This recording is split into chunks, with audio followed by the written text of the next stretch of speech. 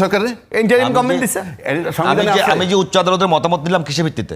উচ্চ আদালত বলছে এখন উচ্চ আদালত, আমি উচ্চ আদালতের মতামত দিলাম কিসের ভিত্তিতে? ওই যে শূন্যতা কেমনে পূরণ হবে? অনুমতি দিয়েছে, হ্যাঁ সংবিধান আমার দিয়েছে। অনুমতি দেয়নি কি উচ্চ আদালতের অনুমতি নেওয়ার? কিসের? মানে আমি কোনো বিষয়ে যে ভ্যাকুয়াম তৈরি হয়, শূন্যতা তৈরি হয়, শূন্য আমি কার কাছে যাব? এবিএম মোশাররফ হোসেন আপনার কাছে এখন যাই, যে রাজ্জাকিবে অনেকগুলো প্রশ্ন রয়েছে, তার মধ্যে একটা এরকম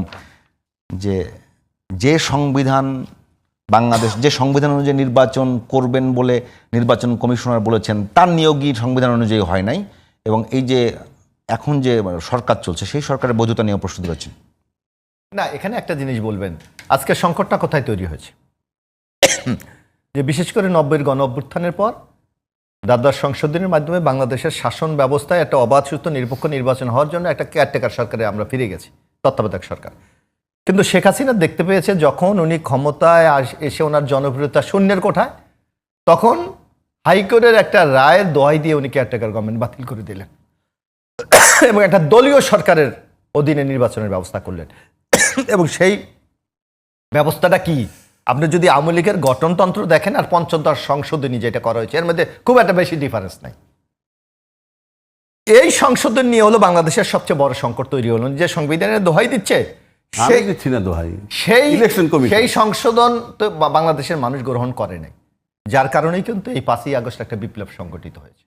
ইতিমধ্যে ওই সংবিধান মানে নাই বলে মানে নাই, কারণ আমরা নির্বাচন ব্যবস্থা নিয়ে তো সংকট, আবার সেই সংবিধানে যাচ্ছে। আমি বলছি, আপনি আমাকে একটু বলতে দেন, নির্বাচন ব্যবস্থা নিয়ে সংকট, তারপর কি হলো 5ই আগস্ট পর আপনি দেখবেন পঞ্চদশ সংসদের কিন্তু বাতিল করে দেওয়া হয়েছে, অর্থাৎ নিয়ম অনুযায়ী আবার কেয়ারটেকার গভর্নমেন্টে ফিরে যাওয়ার কথা।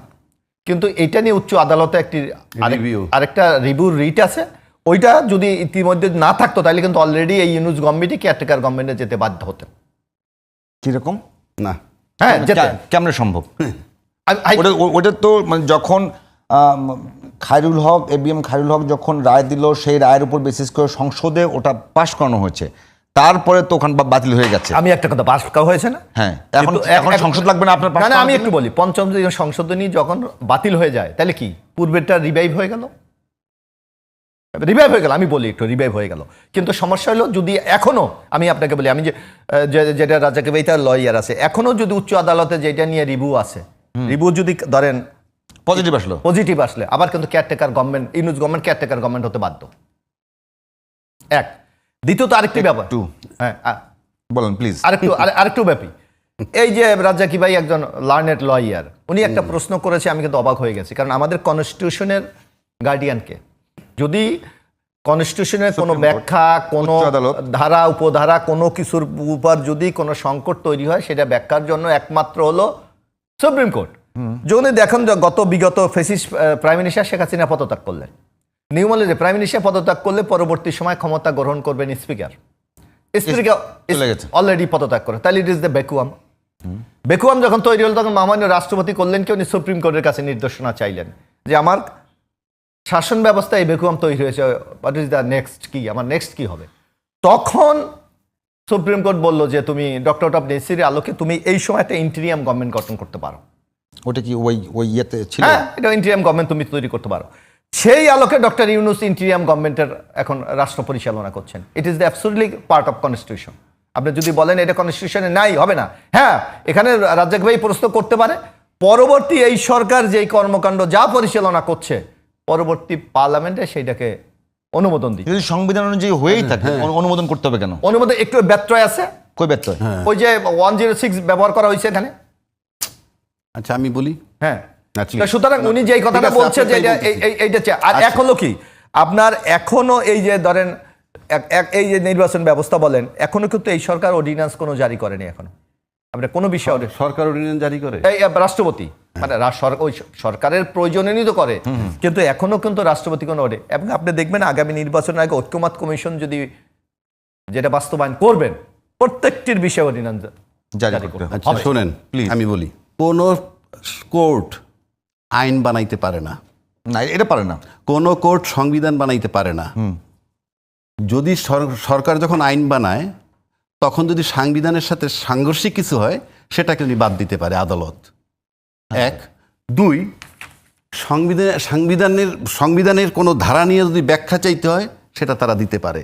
কিন্তু সাংবিধানিক শূন্যতার কারণে যখন 106 ব্যবহার করে তখন ওই সংবিধানটা ব্যবহার করছে না উনি 106 ওই সংবিধানের মধ্যে আছে। এটা হইল কি আপনার একটা উপায় রাইখে গেছে, সব আইনে থাকে সেভিং ক্লোজ, আপনি কিভাবে ক্রাইসিস থেকে উদ্ধার হবেন ওটার ব্যাখ্যা দিয়ে একটা ক্রাইসিস কি বানাইছে অন্তর্বর্তীকালীন সরকার। উনি কিন্তু বলেন না এনাকে তত্ত্বাবধায়ক সরকার বানাইলাম, বানায়নি, কারণ সে পারবে না। অন্তর্বর্তীকালীন সরকার ওই টাইমটার জন্যে এমনি পিওর অন্তর্বর্তীকালীন সরকার, তার সমস্ত কর্মকাণ্ড হবে যা সাংবিধানিকভাবে সে যেটা করবে সে নিজস্ব সংবিধান নিজে করবে এবং এটা অন্তর্বর্তীকালীন সংবিধান হিসেবে বিবেচিত হবে। সেজন্যই জুলাই ঘোষণাপত্রের কথা এই যে বারবার বলে সংসদে পাশ করবে, বুলশিট। আপনি সংসদ যাবেন কেমনে, সেই প্রক্রিয়াটা লাগবে। সেই প্রক্রিয়াটা হলো জুলাই ঘোষণাপত্র। সেই ঘোষণাপত্রের ভিতরে এই সরকারের মেয়াদ উল্লেখ করতে হবে। আমি এখন পর্যন্ত পরিষ্কার কোনো মেয়াদ ওইটার ভিতরে উল্লেখ নাই। তার মেয়াদ হবে 7ই অগাস্ট 2024 থেকে 30শে জুন 2026 পর্যন্ত, এবং এর মধ্যে উনি একটা নির্বাচন কমিশন গঠন করবেন এবং এর মধ্যে উনি একটা নির্বাচন করবেন। এই যে নির্বাচন কমিশন সে অন্তর্বর্তীকালীন সরকারের নিয়োগপ্রাপ্ত, সাংবিধানিক নয়। এবং সংবিধান মোতাবেক আমি আবারও বলছি, সংসদ ভেঙে যাওয়ার 3 মাসের মধ্যে নির্বাচন ওই পুরনো সংবিধানে, কিন্তু ইউনূস সাহেব অন্তর্বর্তীকালীন সরকার উনি তাকে নিয়োগ দিছে। না সংবিধান ভ্যালিড তো, সংবিধান সংবিধান এখনো তো আছে, কোথায় এখন আছে, সংসদে চলছে তো। আপনি বললে তো হবে না। সংবিধান যদি মানেনি আপনি, তাহলে তো 3 মাসের মধ্যে নির্বাচন হওয়ার কথা। সংবিধানে দেশ চলছে তো। আরে একটা বেকুয়াম তো তৈরি হয়েছে, এটা তো অস্বীকার করার কোনো সুযোগ নাই আপনার। প্লিজ নোট রাখেন, বললেন না সংবিধান বলতেছে 90 দিনের মধ্যে নির্বাচন হবে, সংসদ মানেন, এইটা মানেন? হ্যাঁ এইটা তো মানেন। সংসদ ভেঙে যাওয়ার পরবর্তী 90 দিনের মধ্যে নির্বাচন, কে সংসদ এই সংবিধান মোতাবেক? হ্যাঁ এই সংবিধান না এখানে কন্ত দেখি না, বিফোর আফটার দুইটাই আছে। Who has told you before and after? আমি বলছি সংবিধান সংসদ ভাঙার পর। হ্যাঁ, আর যদি মেয়াদ শেষের আগে সংবাদ ভাঙে সেটা আরেক হিসাব। সংসদ ভাঙার পরবর্তী 3 মাসের মধ্যে নির্বাচন হইতে হবে। এই আপনি যে সংবিধানের কথা বলেন সেটাই বলা আছে। তো উনি ফেব্রুয়ারিতে নির্বাচন দিতেছেন কেমনে? এই ইলেকশন কমিশন ফেব্রুয়ারিতে নির্বাচন দিতেছেন কেমনে? যেভাবে অন্তর্বর্তীকালীন সরকার গঠিত হলো একটা বিশেষ পরিস্থিতিতে, হ্যাঁ নির্বাচনও তো পিছিয়ে যাবে। তাহলে উনি বলতে পারবেন না যে ওই সংবিধান মোতাবেক ওনাকে এই জন্যই এই জুলাই ঘোষণাপত্রে ঢুকাইতে হবে না। তাহলে এই নির্বাচন কমিশনকে নিয়োগ দিছে কে? এই নির্বাচন কমিশন সরকার মানে অন্তর্বর্তীকালীন সরকার। অন্তর্বর্তীকালীন সরকার গঠিত হয়েছে সংবিধান অনুযায়ী। কোন সংবিধান অনুযায়ী? কে বলছে আপনাকে? আমার সংবিধান তো অন্তর্বর্তী সরকার নাই। আরে এটা তো 106 এ আপনাকে সেই নির্দেশনা দেওয়া হয়েছে। 106 তো আমার ওই সংবিধান যে গ্যাপ, সাংবিধানিক শূন্যতা পূরণ করার জন্য দিছে। হ্যাঁ, তো সেটাই তো আমার constitution, part of the constitution. তাহলে কি তত্ত্বাবধায়ক সরকার নাম দিছে? কারে? এই ইউনিট সরকারে ইন্টারিম গভর্নমেন্ট দিছে। আমি যে উচ্চ আদালতের মতামত দিলাম কিসের ভিত্তিতে? উচ্চ আদালত বলছে এখন আমি উচ্চ আদালতের মতামত দিলাম কিসের ভিত্তিতে? ওই যে শূন্যতা কেমনে পূরণ হবে? অনুমতি দিয়েছে। হ্যাঁ, সংবিধান আমার দিয়েছে। অনুমতি দেয়নি কি? উচ্চ আদালত অনুমতি নেওয়ার কিসের? মানে আমি কোনো বিষয়ে যে ভ্যাকুয়াম তৈরি হয়, শূন্যতা তৈরি হয়, আমি কার কাছে যাব? উচ্চ আদালতের কাছে। এটা কে বলেছে? প্রেসিডেন্ট পাঠাইছে। না, সংবিধান এটা ঠিক করে দিয়েছে কে? সংবিধান। ভাই সংবিধান ঠিক করছে কেমনে? কে পাঠিয়েছে? আদালত। না, আমার কোনো শূন্যতা তৈরি হলো, রাজাকে ভাই বোঝাচ্ছে শূন্যতা তৈরি হলো। প্লিজ, শূন্যতা তৈরি হলো, শূন্যতা তৈরি হওয়ার পরে আমি কোথায় যাব? আপনি বলেন কোথায় যাব? শূন্যতা কোনো একটা ব্যাখ্যার দরকার, বলো কোথায় যাব? কোর্টে, সুপ্রিম কোর্ট। এটা আমার কে বলছে? কোথায়? এইটা ওই 106-তে বলা আছে। আমি এইটাই বলছি। 106-তে বলার পর আপনি অন্তর্বর্তীকালীন সরকার বানাইলেন। হ্যাঁ, সে ওই সংবিধানে আর নাই, কারণ আমার ওই সংবিধান অন্তর্বর্তীকালীন সরকার নাই। আরে আমাকে আদালত তো বলে দিছে তুমি এটা পারবা। কে বলছে আপনি? আদালত আমাকে বলে দিছে। আমাদের বললে হবে। রাখেন, আচ্ছা আপনি একবার, তারপর আপনি বলেন প্লিজ। সেই মোতাবেক উনি সরকার হইলেন।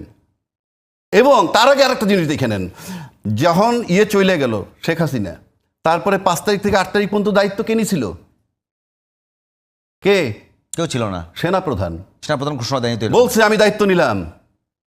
উনি বলছেন, ওইটা বলেছেন। হ্যাঁ, তা আমি দায়িত্ব নিলাম, আর একটা গুলি চলবে না, সমস্ত হত্যার বিচার হবে।